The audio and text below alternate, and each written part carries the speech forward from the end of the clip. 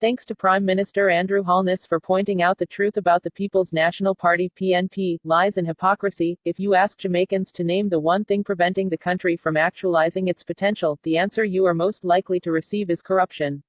It is rampant at just about every level and in every sphere of society, from the politicians to the police to those in business. Naturally, and unfortunately, the people who suffer the most as a result of corruption are those who can least afford it. A country's score indicates the perceived level of public sector corruption on a scale of 0 to 100, where 0 means that a country is perceived as highly corrupt and 100 means it is perceived as very clean. Jamaica's corruption perception is at 38, which means it is very corrupt. Such a high level of corruption, real or perceived, does not bode well for Jamaica's development. We pray that the Andrew Holness administration continue to work actively to combat corruption in all of its forms, which includes bribery, unfair competition, conflicts of interest, fraud, embezzlement, unlawful kickbacks, nepotism and cronyism. The question comes up every time a politician gets into legal trouble, which in Jamaica seems all too frequent: will the politician go to jail? We are entering an era, perhaps, when the slogan, "No impunity," may finally be meaningful, and a time when core RUPT business people and politicians, irrespective of how powerful they appear to be, have nowhere to hide. Most seriously, we should stop putting these people in parliament. We should rather send them to prison. Jamaica focus must be to rid the country of corruption. Politicians are among the power brokers that Jamaicans need to see dragged to jail to remind citizens that the justice system does not recognize status.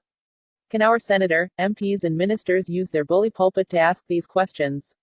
When will the report on the Prickly Pole primary school paving be released? What was Lisa Hanna's role? Will Lisa Hanna pay back or explain how the $3 million that was approved to pave the Prickly Pole primary schoolyard was spent? When will the OCG complete the report on the Ian Hales matter? Was there corruption involved in what took place in Eastern Hanover?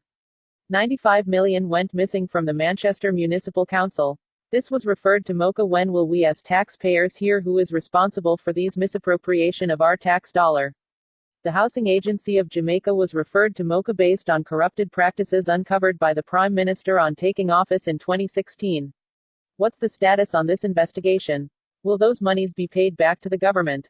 Who will be held accountable for building those units at a cost of $11.8 million, then sold them for $4.2 million? While the same houses were built under the JLP administration at a cost of $4.5 million and sold for $4.8 million. Trafigura has been tied up in court for over a decade. Can the former Prime Minister withdraw the appeal so as to allow for transparency in this matter? Will Ian Hales act in the best interest of the Jamaican people and withdraw the court injunction so that the taxpayers of this country will know that there is nothing to hide with regards to the land deal in Hanover?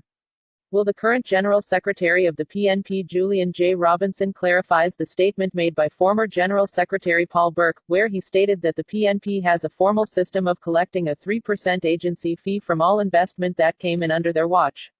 Will Dr. Phillips explain whether the above 3% agency fee policy was applicable during the discussion on hedging oil?